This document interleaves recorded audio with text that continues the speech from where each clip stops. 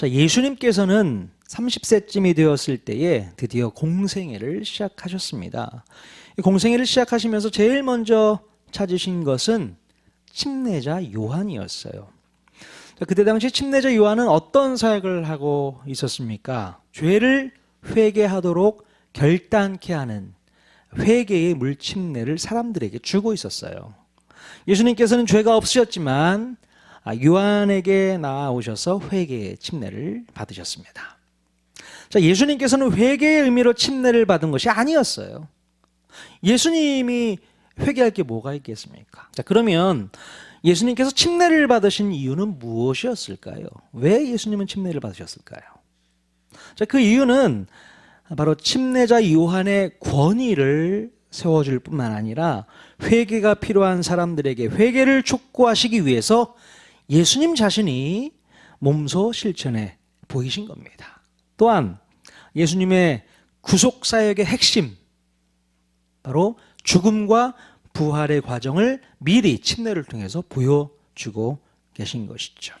그래서 물에 들어갔다가 다시 물에서 나왔다는 것은 죽음과 부활을 의미한다고 말씀드렸죠.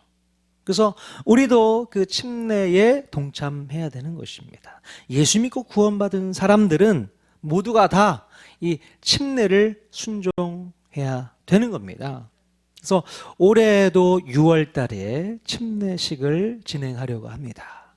아직 침례를 받지 못하신 분들은 마음 가운데 준비하실 수 있기를 바라요. 올 6월 달은 내가 침례의 주인공이 되겠다. 그래서 예수님의 죽음과 부활에 동참하는 하나님의 자녀가 되겠다. 이렇게 마음 가운데 결단하실 수 있기를 바랍니다. 자, 요한으로부터 침례를 받으시고 성령의 충만함을 경험하시게 된 예수님께서는 이제 성령에 이끌려 광야에서 40일 동안 머물며 금식하시게 됩니다. 자, 그런데 예수님께서 성령으로 가장 충만하실 때에 마귀가 찾아와 시험하게 됩니다. 자, 여기서 우리가 깨닫게 되는 것은 무엇일까요? 자, 사탄은요, 성령이 충만한 상태에 있는 예수님께도 찾아와서 시험했다는 것을 기억해야 돼요. 예. 자, 그러니 우리들이 별 수 있겠습니까? 예. 우리가 아무리 기도하고 말씀 보면서 영적으로 무장해도 사탄은요, 우리들을 찾아와서 시험할 수 있다는 것을 알아야 합니다. 오히려 영적으로 다운되어 있는 사람들에게는 별로 역사하지를 않습니다. 그냥 놔둬도 스스로 무너지기 때문에 굳이 건드리지 않는다는 거죠. 그러나 성령이 충만해져 있을 때에는 작정하고 덤벼들게 된다는 것을 우리가 꼭 명심해야 되는 거예요. 예. 자, 그러니 사탄이 우리를 시험하고 있다는 것은 좋은 겁니까? 나쁜 겁니까? 좋은 거예요? 사탄이 우리를 계속 시험하고 유혹해오고 있다. 좋은 겁니까? 예. 우리가 성령 충만하다는 얘기입니다. 사탄은 성령 충만한 사람들을 무너뜨리고 넘어뜨리기 위해서 계속 찾아와서 어떻게 한다고요? 유혹합니다. 시험합니다. 아니, 왜 도대체 나한테는 사단이 역사하는 거야? 예, 좋은 겁니다. 성령이 충만한 사람에게 그런 일이 계속 있다는 거죠. 근데 아무 생각 없이 그냥 신앙생활 하시는 분들은 걱정 안 하셔도 돼요. 사탄 역사하지 않습니다. 그냥 놔둬도 사탄이 됐어, 쟤는 그냥 놔둬도 돼. 이런 존재가 되고 싶으세요? 사단의 역사가 강하게 임하는 그런 하나님의 자녀가 되고 싶습니까? 확실하게 말 못하시네요. 사단의 공격이 강하게 있어도 그것을 물리칠 수 있는 하나님의 자녀가 되면 되잖아요. 예. 그것을 오늘 우리가 배울 수 있기를 원합니다. 자, 우리가 성령 충만해져 있어도 유혹과 시험이 찾아온다고 했는데 이 유혹과 시험은 언제쯤 끝나게 될까요, 그러면? 죽을 때 끝난답니다. 확 죽어버려야겠네. 예. 안타깝지만 우리가 죽을 때까지 계속 반복이 되는 거예요, 이게. 자, 누가복음 4장 13절 같이 한번 읽어보겠습니다. 시작. 마귀가 모든 시험을 다한 후에 얼마 동안 떠나니라. 자, 이따가 보시겠지만 마귀가요 예수님을 시험합니다. 그것도 3번씩이나 시험하고 나서 어떻게 됐다고요? 얼마 동안 떠났다고 했습니다. 시험 다 끝나고 얼마 동안 떠났다 얘기합니다. 그러니까 얼마 뒤에는 예수님에게 다시 찾아왔다는 것을 의미하겠죠. 그죠? 마찬가지로 오늘 우리들에게도요, 사탄은 우리가 죽을 때까지 유혹과 시험을 반복하면서 우리를 넘어뜨리기 위해서 찾아온다는 것을 명심하실 수 있길 바랍니다. 예수님께도 반복적으로 찾아왔던 사탄이 우리에게는 반복적으로 찾아오지 않을까요? 찾아온다고요. 그러니 방심하지 마십시오. 교만하지 마십시오. 나는 잘 준비되어 있어. 나는 영적으로 무장되어 있어. 그때 그 순간에 사단이 틈타게 되어 있습니다. 언제 어느 때 우리가 또 무너질지 몰라요. 또 넘어질지 몰라요. 또 사단의 그 속임수에 빠져들지 모릅니다. 그러니 정신 바짝 차리고 오늘도 예수님이 어떻게 사단을 물리치셨는지, 그 유혹을 물리치셨는지 잘 배울 수 있기를 바랍니다. 자, 그런데요, 여러분, 우리 예수님이라면 이 사탄의 시험을 충분히 피할 수 있으셨을 텐데, 자, 왜 예수님은 사탄의 시험을 피하지 않고 막닥뜨렸을까요?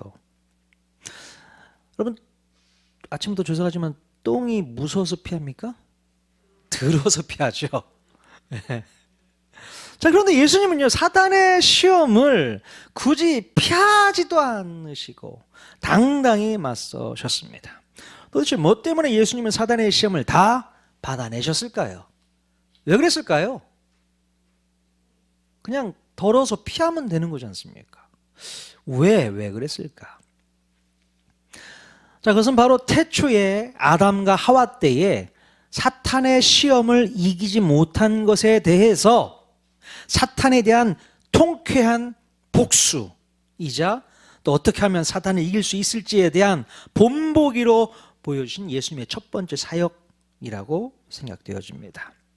창세기에 보면요, 안타깝게도 아담은 3가지 분야의 시험에서 넘어지고 맙니다.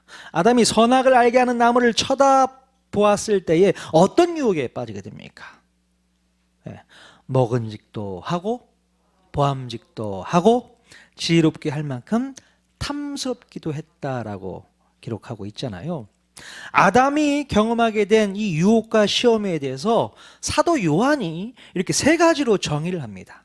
요한일서 2장 16절 말씀 같이 읽겠습니다. 시작. 이는 세상에 있는 모든 것이 육신의 정욕과 안목의 정욕과 이생의 자랑이니 다 아버지께로부터 온 것이 아니요 세상으로부터 온 것이라. 예, 바로 아담도요, 이 3가지 유형의 시험에 걸려드는 겁니다. 예, 어떤 유혹이요? 육신의 정욕, 안목의 정욕, 이생의 자랑. 네. 자, 아담이 선악과를 바라보면서 먹음직도 했다는 것은 육신의 정욕, 또 보암직도 했다는 것은 안목의 정욕을 의미했고요, 지혜롭게 할 만큼 탐스럽기도 했다는 것은 이생의 자랑에 대한 유혹과 시험을 의미했습니다. 안타깝게도 첫 번째 아담은 이 3가지 유형의 시험에 걸려들었고 결국 씻을 수 없는 불순종으로 하나님 앞에 범죄하고 말았습니다. 자, 그러나 2번째 아담으로 오신 예수 그리스도는 이 3가지 유형의 시험을 당당히 물리치시고 승리하시게 됩니다. 그리고 이제 우리들에게도 사탄이 던져주는 이런 시험과 유혹에서 더 이상 속지 말고 당당히 이겨낼 수 있어야 한다는 것을 몸소 가르쳐 주고 있는 것입니다. 자, 내가 이렇게 물리쳤으니 더 이상 속지 마. 아담과 하와가 속았던 것처럼 너희들 또다시 속으면 안 돼. 나처럼 물리쳐야 돼. 라고 하시는 예수님의 그 모습을 바라보면서 우리가 본받아야 될 줄로 믿습니다. 자, 그렇다면 마귀가 공격해온 첫 번째 시험은 무엇이었을까? 바로 육신의 정욕에 대한 시험이었습니다. 누가복음 4장 3절 말씀 또 읽겠습니다. 시작. 마귀가 이르되 내가 만일 하나님의 아들이거든 이 돌들에게 명하여 떡이 되게 하라. 자, 예수님께서는 40일 동안 굶주리셨기 때문에 몹시 배가 고프셨을 거예요. 사단은 예수님의 약점을 노리고 바로 하나님의 능력을 이용해서 육체의 필요를 채워라 라고 속삭이고 있습니다. 야, 네가 정말 하나님의 아들이면 그 하나님의 능력 그거 있잖아. 그거 사용해서 배고픔을 달래봐. 그렇게 속삭이는 거예요. 여러분, 여기서 언급된 떡, 그 떡은 무엇을 의미하는 것일까요? 바로 우리 인간의 욕심과 욕망을 채울 수 있는 도구라고 볼 수 있습니다. 자, 우리들은 바로 이 떡 때문에 하나님을 멀리하기도 하고 외면하기도 하고 또 이 떡을 얻기 위해서 하나님을 이용하려고 한다는 겁니다. 또 사탄은요, 이 떡 문제를 가지고 하나님과 우리 사이를 또 이간질하고 있어요. 네가 정말 하나님의 자녀라면 떡 문제 때문에 속상한 일은 없어야 되는 거 아니야? 이렇게 이간질하고 있습니다. 네가 정말 하나님의 자녀라면 돈 걱정 없이 남들 누리는 거 다 누리면서 살 수 있어야지. 그게 하나님의 자녀지. 자, 그런데 언제까지 너는 그 모양 그 꼴로 살아갈래? 정말 너 하나님 자녀 맞니? 그 얘기를 내 마음 가운데 속삭여 오는 사단의 말을 듣고 보니까 정말 그런 것 같아요. 아니, 하나님의 자녀인데 나는 언제까지 이 모양 이 꼴로 살아가야 되나? 그런 생각이 들면서 속상한 마음이 드는 거죠. 사단이 그렇게 우리와 하나님 사이에서 이간질로 우리의 마음을 녹여놓고 있는 겁니다. 자, 사단이 이렇게 하나님과 우리 사이를 떡으로, 뭘로요? 떡으로 이간질하면서 유혹한다는 겁니다. 그래서 우리 인간들로 하여금 떡에 집착하게 만들고 심지어 떡을 함부로 주지 않으시는 하나님을 외면하도록 시험하고 있다는 거예요. 자, 그렇다면 예수님께서는 이 시험에 대해서 어떻게 대처하셨을까요? 우리 예수님께서는 하나님의 아들이셨기 때문에 당연히 돌들에게 명령만 하면 돌들로 하여금 떡이 되게 하셔서 배고픔을 해결할 수도 있으셨습니다. 자, 무에서 유를 창조하시는 분이신데 그 정도는 식은 죽 먹겠죠. 아무것도 아닙니다. 자, 그런데 우리 예수님께서는 배고픔을 해결하기 위해서 신적인 능력을 쓰지도 않으셨고 먹을 것에 집착하면서 육신의 적용을 채우려고 하지도 않으셨다는 겁니다. 오히려 우리 예수님은 사탄에게 뭐라고 하시면서 반격하셨을까요? 자, 누가복음 4장 4절입니다. 시작. 예수께서 대답하시되 기록된 바 사람이 떡으로만 살 것이 아니라 하였느니라. 네, 사람이 떡으로만 살 것이 아니고 무엇으로 살아야 한다고 마태복음에는 말씀하고 있을까요? 그렇죠. 하나님의 입으로부터 나오는 모든 말씀으로 살 것이라고 말씀하십니다. 여러분, 떡이 필요치 않은 것은 아니지만 필요하죠. 하지만 떡에 집착하면서 떡만 있으면 된다고 생각하면 안 되고요. 반드시 하나님 말씀의 굶주림과 목마름을 느끼면서 살아야 한다는 거예요. 하나님의 말씀에 굶주림과 목마름을 느끼며 살아야 된다. 예수님은 먼저 하나님 말씀에 굶주림을 느끼고 배고픔을 느끼는 삶을 살면 떡의 유혹에서 우리가 벗어날 수 있을 것이라고 방법을 가르쳐주고 있는 겁니다. 예. 여러분, 이 세상은요, 떡을 가지고 있느냐 없느냐로 사람들을 평가하고 구분짓습니다. 그러나 우리들은 떡을 가지고 있던 없던 것을 자랑하거나 그것 때문에 속상해하면 안 돼요. 우리는 오히려 하나님 말씀에 굶주리고 목마른 삶을 사는 것이 진짜 복이라는 사실을 기억해야 될 줄로 믿습니다. 그것에 연연하지 않습니다. 떡이 많던 떡이 적던 아예 없어서 굶주리던 그것 때문에 우리는 속상하지 않습니다. 또 그거 달라고 하나님 앞에 애걸복걸하면서 눈물 흘리지 않아도 되는 거예요. 하나님께서 알아서 다 채워주시지 않겠습니까? 필요한 만큼 채워주실 줄로 믿습니다. 그 믿음 가지고 살아가는 거예요. 근데 나를 보고 세상을 바라보니까 나는 없는 것 같아. 세상이 부러워. 세상이 부러우면 지는 겁니다. 예. 거기에 목말라 해서는 안 돼요. 우리가 목말라 해야 될 것은 뭡니까? 우리 지난주 금요일 날 나눴죠. 하나님의 의, 예수 그리스도, 그분의 말씀에 우리는 목마르게 될 줄 믿습니다. 의에 줄이고 목마른 자가 복이 있다고 했습니다. 하나님, 제가 다른 것에 목마르지 않겠습니다. 하나님 말씀에만 배고프고 목마른 그런 삶을 살게 해 주십시오. 이런 고백이 여러분 마음 가운데 있기를 원합니다. 자, 마귀가 공격해온 두 번째 시험은 또 무엇이었을까요? 바로 안목의 정욕에 대한 시험이었습니다. 누가복음 4장 5절에서 7절 말씀 같이 읽겠습니다. 천하 만국을 보이며 이르되 이 모든 권위와 그 영광을 내가 내게 주리라. 이것은 내게 넘겨준 것이므로 내가 원하는 자에게 주노라. 그러므로 내가 만일 내게 절하면 다 내 것이 되리라. 예, 사탄은요, 예수님을 높은 산 위로 이끌고 올라가서 천하 만국을 보여주면서 네가 나에게 절만하면 천하 만국의 모든 권위와 영광을 다 내게 줄게. 자, 이렇게 속삭이죠. 사탄은 하나님이 아닌 자기를 경배하면 이 모든 권세와 영광을 넘겨주겠다는 거예요. 사탄은 아담을 유혹할 때에도 선악을 알게 하는 나무를 바라보게 하면서 자기의 말만 듣고 따라오면 하나님과 같은 신이 되게 해 주겠다고 유혹을 했었잖아요. 자, 그때부터 아담과 하와는 선악을 알게 하는 나무를 바라볼 때마다 안목의 정욕을 불태우기 시작했고 결국 선악과를 따먹게 되므로 그때부터 인간은 사탄에게 절하는 그런 신분으로 전락하게 되었다는 겁니다. 사탄이 종이 되었다는 거예요, 한마디로. 사탄은 오늘 우리에게도 쉬운 방법을 선택하도록 유혹합니다. 야, 네가 나를 경배하고 예배하면 네가 갖고 싶어하는 것 다 줄 수 있어. 얼마나 달콤합니까? 그럼 사탄이 여러분이 원하는 것을 다 준다가 하면 여러분들은 사탄을 섬길 의향이 있으십니까? 솔직히 말씀하세요. 여러분이 원하는 거 다 준대요. 다 준다면 한번 도전해 볼 만하지 않습니까? 사탄 한번 섬겨볼까? 예? 안타깝지만 실제로 많은 사람들은 자기가 원하는 것을 얻기 위해서 사탄을 섬기고 있습니다.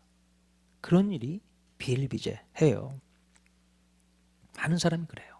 내가 얻고 싶은 것, 내가 갖고 싶은 것, 내가 누리고 싶은 것, 그것을 다 내 손에 가지려고 하기 위해서 사탄에게 복종합니다. 사탄이 쓰고 있는 모든 계략, 모든 나쁜 것들을 다 자기 손에 무기로 삼아서 다 쓸어담잖아요. 사탄을 섬기는 것이죠, 이게. 어쩌면 하나님을 섬기지 않는 것 자체가 바로 마귀를 섬기는 것입니다. 하나님을 섬기지 않는 것 자체가 마귀를 섬기는 거예요. 사탄을 섬기는 겁니다. 여전히 하나님을 모른 채 사탄에게 종노릇하면서 자기가 원하는 것을 다 얻어내고 행복한 척 살아가고 있는 사람들이 너무나도 많다는 거죠. 하나님은 관심 없어. 그거 자체가 사탄을 섬기고 있다는 겁니다. 그러면서 내가 원하는 거, 바라는 거, 추구하는 거 인간적인 방법으로 다 끌어모아. 그러면서 빈 마음, 공허한 마음을 뭔가로 다 채워나가려고 하는 거죠. 하지만 아무리 채워도 공허한 마음은 끝이 없습니다.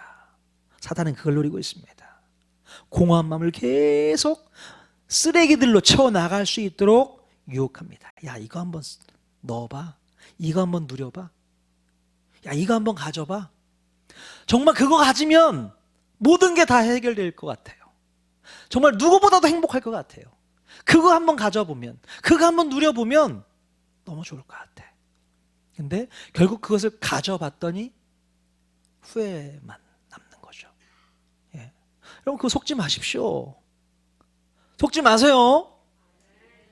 아무리 달콤하게 속삭인다 하더라도 속으시면 절대로 안 됩니다. 사탄의 유혹은 그렇게 달콤하게 찾아온다는 거죠. 자, 여러분, 사탄이 우리에게 줄 수 있는 게 얼마나 있을까요? 얼마나 있을까요? 아무것도 없습니다. 우리에게 줄 수 있는 게 아무것도 없어요. 자, 6절에 보면요, 모든 권위와 영광을 자기가 넘겨받았다고 이렇게 표현하잖아요. 자, 하나님께서 사탄에게 모든 권위와 영광을 넘겨준 적이 없으십니다. 언제 그걸 줬어요? 사탄은요, 거짓말로 예수님을 유혹했고 오늘 우리 인간들을 똑같이 거짓으로 유혹하고 있습니다. 사탄이 우리 인간들에게 줄 수 있는 것이 무엇이 있을까? 좋은 것 좀 줄 수 있습니까? 아니요. 오히려 사탄은 도둑질하고 죽이고 멸망하는 것밖에는 아무것도 없다는 사실을 잊으셔서는 안 됩니다. 예? 죽이고 도둑질하고 멸망시키는 것, 이거밖에 우리가 얻을 게 없다는 거예요. 자, 우리 예수님께서는 이러한 사탄의 전략을 모를 리가 없으셨겠죠. 먼저 눈으로 보여주고 그것을 탐하게 해서 사탄에게 절하게 하는 그 수법을 너무나도 잘 알고 계셨습니다. 그래서 다시 한번 구약 성경의 말씀을 인용해서 사탄의 유혹을 물리치셨습니다. 신명기 6장 13절 말씀 같이 읽겠습니다. 시작. 내 하나님 여호와를 경외하며 그를 섬기며 그의 이름으로 맹세할 것이니라.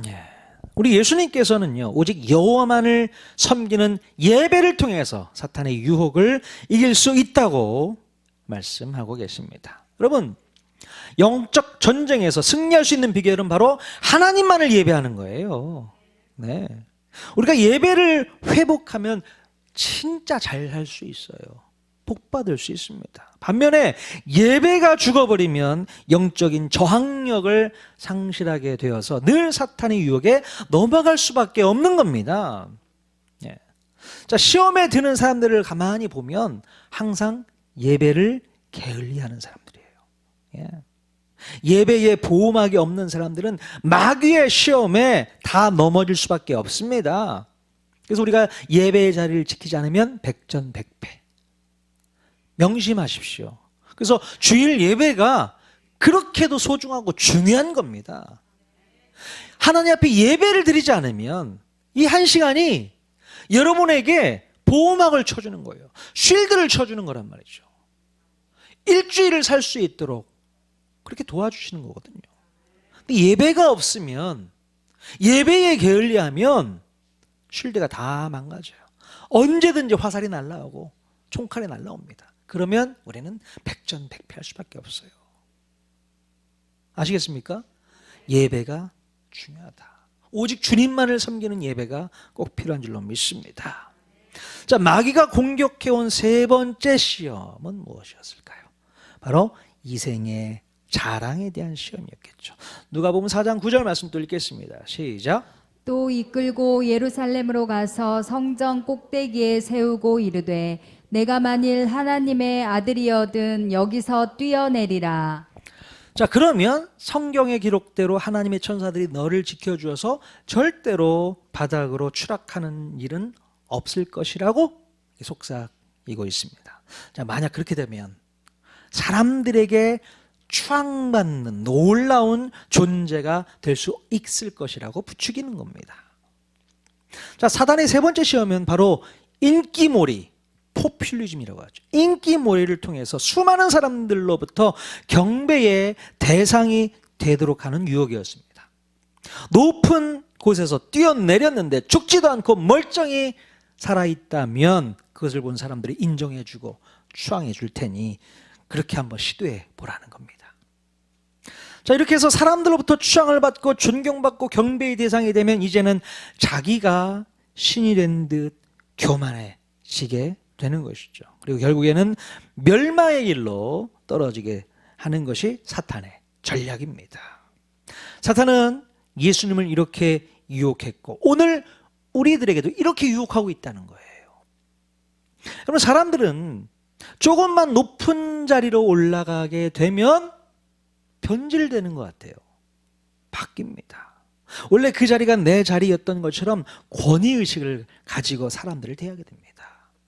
또 겸손한 모습은 사라지고 권력 욕에 집착해서 더 이상 내려오는 법을 모르고 살아요. 우리나라 정치인들이 이런 모습이 너무 많이 있는 것 같아요. 한번 권력 욕을 채우고 나면 그것을 못 잊는 것 같아. 예. 그래서 또 도전하고 또 도전하고 자기 자신을 위해서 하는 거 아닙니까? 국민들을 위해서 한다는 것은 그냥 명분에 불과하고 자기의 권력욕을 채우기 위해서 높은 곳으로 올라가려고 하는 거 아니겠습니까? 여러분, 사탄은 우리가 남들보다 성공했고 남들보다 잘났음을 증명하기 위해서 자꾸만 뭔가를 보여줄 수 있어야 한다고 속삭이고 있습니다. 이 사탄의 속삭임이죠. 그래서 많은 사람들이 뭔가를 보여주기 위해서 평생을 아등바등 살아가는 것을 볼 수 있어요. 내가 너보다 잘 살잖아. 내가 너보다는 많은 것을 가졌잖아. 내가 너보다는 성공했잖아. 내가 너보다는 유능하잖아. 예. 그래서 어떻게 해서든 무리하게 비싼 차 끌고 다니면서 명품으로 지쳐가면서 자기가 능력이 있음을 보여주려고 하는 겁니다. 보여주려고 하는 거예요. 보여주려고. 심지어 우리 목회자들 중에서도요, 이 유혹에 빠질 때가 있습니다. 내가 너보다는 목회 잘하고 있잖아. 이거 드러내고 싶은 목사님들이 있어요. 그래서 이걸 증명해 보이려고 성도 수를 늘리는 별별 방법을 다 동원합니다. 그리고 번듯한 건물을 잘 지어내 보여서 사람들에게 인정받고 추앙받으려고 하는 것이죠. 하나님의 영광을 위해서 목회를 하고 하나님의 나라를 위해서 목회를 한다고 말은 하지만 결국 그것은 자기를 드러내 보이고 싶도록 하는 바로 사탄의 시험에 걸려든 결과라는 것을 깨닫지 못하고 있습니다. 그게 안타까운 거죠. 자, 이렇듯 사탄은요, 예수님의 마음을 뒤흔들어서 시험에 들게 하려 했지만 예수님은요, 이 신명기 말씀을 들어서 반격함으로써 사탄과의 영적 전쟁에서 승리를 거두게 됩니다. 예. 자, 이렇게 예수님께서는요, 마귀의 시험을 잘 물리치실 수 있었습니다. 우리가 생각할 때에는 당연히 예수님은 하나님의 아들이니까 충분히 이기셨을 거라고 생각을 하지만요, 예수님께서는 절대로 하나님의 아들의 신분으로서 마귀의 시험을 대면하신 것이 아니라 완전한 인간의 신분으로서 마귀의 시험을 이기셨다는 것을 우리가 꼭 기억해야 됩니다. 예수님도 배 고프셨어요. 밥 안 먹으면 배 고파요. 예수님이니까 견디실 수 있겠지. 아니요. 예수님도 피곤하시면 주무세요. 신적인 존재일 뿐만 아니라 인간적인 그런 인성도 갖고 계셨다는 겁니다.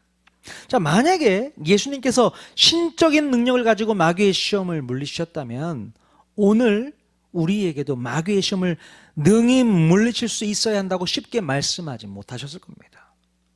그거는 신적인 존재이신 예수님이시니까 가능한 일이죠. 우리는 못합니다. 이렇게 돼버리는 거예요. 그러나 우리 예수님께서 인간의 몸을 입고 마귀의 시험을 당당히 물리치신 것처럼 우리들도 그렇게 이길 수 있다고 말씀하고 있는 근거가 있습니다. 자, 히브리서 말씀 찾아볼게요. 4장 15절 말씀입니다. 시작. 우리에게 있는 대제사장은 우리의 연약함을 동정하지 못하실 리가 아니요 모든 일에 우리와 똑같이 시험을 받으신 이로되 죄는 없으시니라. 네, 우리 예수님도 우리와 똑같이 마귀의 시험을 받으셨다고 말씀하고 있습니다. 그래서 우리를 충분히 이해하고 계시고요, 공감하실 수 있는 분이시라는 거죠. 자, 그렇다면 우리와 성정이 같았던 완전한 인간 예수님께서 마귀의 시험을 당당히 이길 수 있었던 비결이 있었을까요? 어떤 비결이 있을까요? 그 비결이 있으면 우리도 그걸 배워야 되겠죠. 그것은 바로 예수님께서 늘 성령의 충만함을 입었기 때문이라고 증명하고 있습니다. 자, 누가복음 4장 1절 말씀 같이 읽겠습니다. 시작. 예수께서 성령의 충만함을 입어 요단강에서 돌아오사 광야에서 40일 동안 성령에게 이끌리시며. 예. 자, 우리들은 언제나 마귀의 시험에 노출되어 있는 사람들이에요. 그러나 마귀의 시험에서 승리할 수 있는 비결은 뭐라고요? 성령의 충만함을 덧입는 겁니다. 성령에 이끌려 다니면 되는 겁니다. 그러면 더더욱 사단이 역사하겠죠. 더 심하게 유혹하겠죠. 그러나 성령이 우리를 그냥 놔두지 않으신다는 거죠. 대적할 수 있는 힘을 주시고요. 능력을 더하여 주시고 물리칠 수 있도록 역사해 주실 줄로 믿습니다. 그러니까 성령님을 우리가 붙들고 있지 않으면 우리는 넘어질 수밖에 없습니다. 사탄의 유혹이 얼마나 센데요. 그 센 유혹을 우리가 감당할 수 없어요. 쉽게 넘어갈 수 있습니다. 목사도 넘어간다잖아요. 예? 자, 그러니 우리가 믿을 수 있는 건 오직 성령 하나님. 내 안에 내주하고 계신 성령 하나님만을 온전히 믿고 마귀의 유혹에 여러분 당당하게 물리칠 수 있기를 주님의 이름으로 간절히 축원드립니다.